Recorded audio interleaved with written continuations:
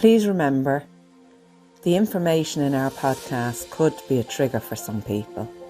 And if you or someone you know has been affected by sexual abuse, the Dublin Rape Crisis Centre 24-hour helpline is 1800 77 8888. Hello, I'm Joyce. I'm June. And I'm Paula. We're the Kavanagh Sisters, and we'd like to welcome you to our series of Count Me In podcasts, where we continue to shine a light on childhood sexual abuse and its impacts. In today's podcast, we're going to be talking about the benefits and the value of reading and writing. Why is reading and writing so valuable? In relation to healing from childhood sexual abuse, reading and writing is, in my opinion, the most essential tools you'll ever have. Yeah, there's something special about reading and writing. And I suppose in particular, when you're writing something, you access your subconscious. The written word is something powerful. We resist it like you wouldn't believe. But isn't there an element of like reading and writing? I mean, how good could that be? Like, that's such a simple thing. If you have any hang-ups about your writing, your style of writing, your ability to spell, your ability to form a coherent sentence. I don't have that, and I found the same thing. I think it's even deeper than that. I remember in my head saying, how will I write that? What will I write about? There's loads of questions, and it is all excuses, I know that. At the time I wouldn't have recognised that, but there's 101 excuses why I'm not going to write. I used to think it was because my memories of school, and they weren't good, and I didn't have any good memories of writing because I was a good writer, but I was always blotting ink all over the place. So it brought up all that for me, but I wouldn't have even recognised that. Yeah. So when I had to actually write, and I think the only time I got down and dirty was when we actually had no choice, when we were writing Click Click, and we had a mission. You were given a week or a month to write about a particular thing. So at least then you were focused, you knew what you had to do. I'm not saying it was easy, but I'm saying it's like, don't tell me to write. Tell me what to write, tell me how to fucking write. You know, that would be me. I wouldn't have felt confident enough to just go off and come up with something myself. Yeah, you needed specific, a specific event or a reason focus to write. Well, I think when you're starting on this and when you're starting to write, you have to write with the intentions of nobody else ever reading it, ever looking at it, ever seeing it. And that way you have to leave behind any concern you have about how you write, whether you can spell, whether you can form a sentence. Well, I suppose tied up in all that is giving the victim choice and power to decide what they do with their own information and their own life. So but no one, as Paula said, that it's not like in school where you have to do something and hand it up. Yeah, nobody's correcting it or nobody's judging it in any way. Nobody will ever read it unless you decide you want them to read it. That whole idea of just write whatever comes into your head and don't try to be clever. Like, don't be trying to write a story. Write whatever comes into your head and do it in detail. Who was with you? Where you were going? What time did you leave at? What were you wearing? And stay away from abuse. Stay away from a bad experience. Just focus on writing about an event in detail. And the idea that would be to try and connect with what you were feeling at the time. Yeah. Now, hopefully it was a happy experience, but even to connect with, you know, I felt really good. I got this gorgeous ice cream. It doesn't matter, but it is about connecting with your own feelings as a child. And particularly for victims of abuse, because I know in our experience we didn't know what an emotion was, and we certainly weren't connected to any of them. So writing gave us access to that. That's where I think the writing goes far deeper now. I mean, the reading has great value as well, but you didn't resist the reading. And so I think there's a sense we know that the writing goes deeper, like, because your subconscious seems to open when you start writing. You don't even have to try. Just this stuff comes out of you and it looks really innocuous, really harmless on paper. But when we start recounting it back then and reading it to each other, I connected with the emotion of it when I reviewed it, not necessarily while I was writing it. It was then it kind of hit you, the enormity and the realisation that you do have all that information inside of you. It might be a mess in there, but your opportunity to sort it out is one of the best ways of doing that is writing. Yeah, and I think, you know, the way we described how memories are held in your body and they're all in different boxes in your head, say, just to simplify it, that writing actually gives you access to all them boxes. Yeah. Whereas, you know, you would only have little bits of this, little bits of that. But I know the most powerful thing for me was realising and understanding that I had absolutely disowned that child, which was me. And to reconnect and realise her innocence. Now that just blew me away. Yeah. If you paired off with somebody, and preferably somebody who understands you, and nobody understands like another victim, but if you could pair off with one or two or however many people, even if there was a group of people, because I found it very difficult to connect with my innocence. But I could recognise yours, Yeah. and I could recognise Paula's. You know the way sometimes you'd say you'd nearly fight a bigger fight for somebody else than for yourself. Yeah. But when it's yourself, I think it's really difficult to see your innocence. Yeah. We're very judgmental of ourselves, and therefore getting into a kind of a group, even a one-on-one with somebody, and helping each other through it, I think would be very helpful. It would be, but if that wasn't possible, if you were to write anything and read it over. Now, I know myself when we were doing this, I didn't get it. It took me 3 or 4 times to read it before I'd actually start crying and Yeah. say, Jesus, like the poor child. It's different reading what you wrote Yeah. To than somebody writing. else. Yeah, because then you can actually see the truth and the value. You won't necessarily connect with it at all, because I didn't. Like, I went through nearly the whole process of Click Click without really making a connection to what I had written. But do you remember reading mine or Joyce's? I didn't connect on an emotional level, because if I can't connect to myself, I can't connect to anybody else.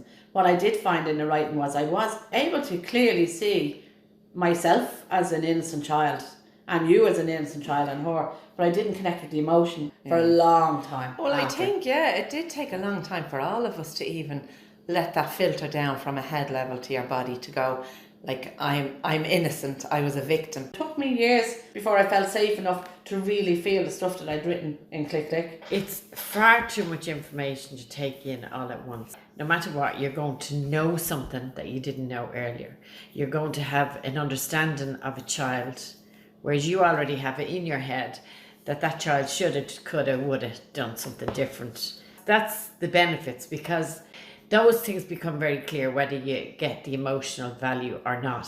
So yeah, sure, I was getting these awarenesses. I felt like there's all this stuff happening superficially to me, but I still had steep self-hatred that wasn't being impacted by any of it. But it was all paying dividends, you just don't realise it. Like nearly the final penny dropping.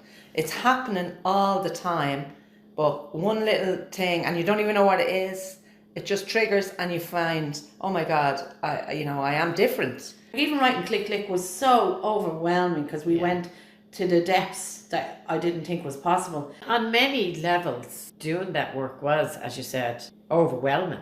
But on many levels, we were all on head level. The only way we could do that level of work was on a logical level. We were all carrying on, running a home, Yeah. family, jobs. We were doing the whole lot while we were writing that stuff. And even now, that's hard to comprehend. But Yeah. we now know what that was doing to us, Yeah. do you know? And I think that is perfectly explains why it took us 20 years to write it. Why there were times, years at times, where we just had to walk away from it. And lots of people have asked me over time, like, what was the most beneficial thing you got out of writing the book? All I could say is I got to know who I was. But the thing that I would have got out at the start, when I would have, honestly, if I was to look back, I would tell you I was untouched by all this, but I enjoyed the reading and the writing. I got little things like, it did make me think different about myself. It didn't make me love me, but it definitely made me question things that I would have never questioned before. Mainly, they would have been thoughts. But if you remember correctly, like when we started writing, every glance, every feeling we had that we wrote on paper, if somebody criticised it, that was very deeply wounding, because we wanted every nuance in that writing. And it wasn't just me, like I'd be like that, but it wasn't just me. We were very precious about our information, and somebody criticising it was taken very personally. When you think of it, that was us trying to own ourselves. Yeah, and somebody criticising it was, no, you can own this bit and that bit. It was like a personal wound. Like, it's, you know, to me, writing is a bit like puking. When you've been well, upset it is a tummy, purge. It is definitely a purge. Yeah, like It's when you've getting been it out of upset your tummy, body. the best thing to do is Yeah. vomit, and then you feel fine. The best thing to do is to get it out of your body. Yeah. Because out of your body, you can see it for what it really is. Yeah, and out of your And body, it choose means what it to do can't about affect your health. Writing is not the be all and end all of anything. And you're not going to write and then all of a sudden your life is going to become clear and you know what's going on. It's a process. Writing is one small part of your journey. Being able to talk about something you wrote about is another one. And sometimes in the telling your story, there's more clarity than in the writing of your story. And I think Effort. that telling of your story becomes clearer after you've done the writing. You're writing, yeah. And even you might come out with something different vocally than Yeah. you would have in the written word, but this has led to that. We all know, like from our own experience, there would be huge obstacles that we put in our way when you're asked to simply write. Giving any credit to reading and writing, how could that possibly help the pain that I'm in? Like, Yeah. you know, that's such a simple thing. It's too easy, nearly. Then you'd have any complex you might have about your writing and your spelling and all of that. There's a knowledge, a deep knowledge you have, your own inner guide knows you have the key. It is also bringing up that, you know, I don't feel good enough, I wouldn't be able to do that. What would I write about? All of those questions. They are all the self-doubt. Now, I know they're obstacles and I know they're deliberate to keep us away from our pain and our real story. I know all of that, but, you know, I think everybody goes through it. It is, it touches on your that lack of belief in yourself and your self-worth. All of that is tied up in it. And I would only recognise that because it spills over into when we did that degree class and we had to do an assignment. I put as much energy into avoiding doing that work as I did in trying to do my healing work. Yeah. And it doesn't make sense that the two of them are on a parallel, but it's because of that belief that you can't do it. Yeah. You're no good. Yeah. You know, you haven't got the ability. And then you've got all the other stuff attached to it, you know. Yeah, because I just think it's interesting when you even start or, you know, somebody suggests you write something or write about that or whatever, that they're the first things that come up. And it is all attached to your belief about yourself. Yeah. Your understanding. And I think that's really good. If we'd have known that at the time, that you'd say, no, hang on a minute. It didn't make sense why I put up so much resistance. The first thing that come into my head is annoyed. Yeah, it's more work or something. Yeah, and the energy that's going to go into it. Why That's would you behind not it. want to be annoyed? Because it's a very familiar thing. This is all about the victim mentality. It's something you grew up with, something you've learned to live with. So why would you change that? Yeah. You understand that? But even now, Paula, if I cannot sleep, I would get out of bed and write an email and delete it. I find if I'm upset about something and I can't figure it out and I can't get out of it, I write something positive and I can feel my energy shifting. I would look to distract myself sooner than deal with it. I walk around here like Superwoman when I'm annoyed. Yeah. And it takes, like, what does it take? I'd have to hit myself with a hammer. And then I decide, no, I'm going to just sit down and write it. And I spit out some crap. It's on paper. But you But see, honest to God, I can breathe as soon as yeah, that's but done. that's what I'm saying. Like, you're saying, yeah, you're like Superwoman and you still avoid. But you do it now with a level of awareness you wouldn't have had before. And you don't keep doing it. Reading to me, like I would read a lot, but I was looking for me in a book. I kept going out and buying all the true misery stories that were out there, looking to find, could I identify with somebody? Now, in fairness, if I was on a page, I wouldn't have identified with it. I was so closed off, but I was looking, and that's where I began trying to find some help, some support, because I wasn't going to go and talk to anybody. So a book to me was Like a back door in. Yeah, because I didn't want to go and talk to anybody. Jeez, that was far too much. I was looking for my answers from somebody else doing the work. I remember reading books and I was in it. I was lost. And the thing I loved about it was it switched off my head. It switched off the inner voice. It allowed me to escape into this story. And that for me was great because it took me out of my head. Because my default would be, as soon as something happens, I have to bring it in here, analyse it to death until I'm practically paralysed and I can't do anything about it anyway. But reading stopped that. Like when I found books, like you're talking about other victims sharing their story, I got the little things out of that would have been, oh God, like that's normal. You know, I felt like that and that's normal. I went on a search. I couldn't connect with anybody. In my head I was thinking, I can't be the only one to think the way I think and act the way I act. And I never got it, but I got 10 out of 10 for the effort. I remember reading all those spiritual self-help books and horror story books. For me, what that did was, it was like it gave me permission that it's okay, that it's safe to talk about this stuff, that it's out there on a global level. Other people have experienced this as well, and it's okay. We've read some horrific stories, and at the time, I think at the beginning of our journey, we certainly minimised what was done to us.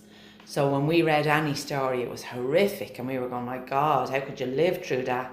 And minimised completely what we'd lived through. Yeah. But I think that's a perfectly normal thing that happens a lot. I thought books were great for getting into somebody else's world and for recognising that this thing happens everywhere. I was always fascinated to see how do people behave in certain circumstances. And what I now understand is we are all the same, everybody. Whether you're a celebrity or a guy that's a plumber, it doesn't make any difference. Everybody is insecure, looking externally for somebody to prop them up, to tell them they're okay. Oprah saying in all of the interviews she ever did, the recurring theme going through everybody's interview is, can you hear me?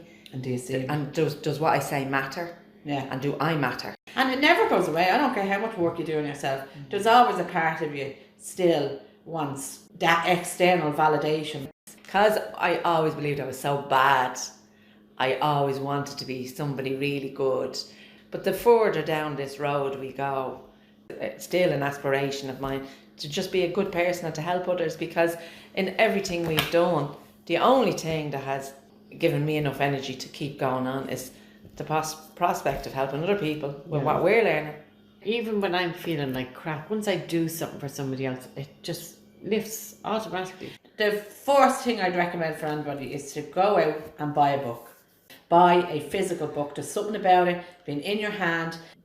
It's tangible. Buy a book from somebody who is dealing with the issues that you are currently dealing with, and see what worked and what didn't work, what might help you, what won't. Write. You owe yourself 5 minutes every day, either the start or the end, or when the kids aren't around, or whenever you have a break, and write down whatever is going on for you at that given moment. Don't edit it, don't think about it, just write it.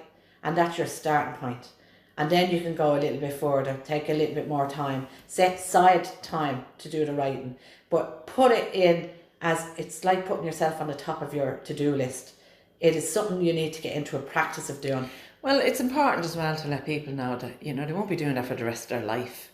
Yeah. We don't do it every day. No. But there was a stage in our life and in our there's still recovery. stages I go back to doing it. Yeah, but not every It's day, not. And so that's important, because when you start introducing these concepts to people, they think, holy fuck, like I have to write every day, I have to read every day. You don't. But for a period of time, you'll know when you don't need it any longer. And you'll know when it's going to help you, when there's a possibility that it could help you. And that's the times you do it. Books as well gives you a chance for inspiration and for hope. Books you can read where people have come out from underneath horrendous things and gone on to succeed, and it gives you hope in an otherwise hopeless situation, and it makes you believe, I can do this, I can get over this.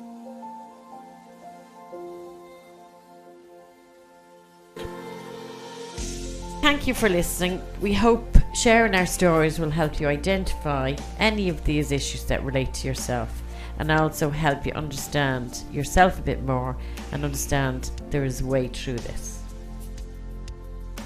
The decision to heal from childhood sexual abuse places you on the most important journey of your life. You're in charge of this journey. Only you know what works for you and what doesn't, because there's no rushing it and there's no faking it. You have to feel it. It takes as long as it takes, and just as the ripple of pain that you're in impacts all of those around you, so does the healing. And the more you heal, everyone around you benefits from your healing. You've been listening to the Kavanagh Sisters Count Me In podcasts. We'd like to leave you with a quote from Iris Apfel that you can carry with you throughout your day. Self-exploration is very painful, but unless you do that, you'll never know who you are and who you want to be.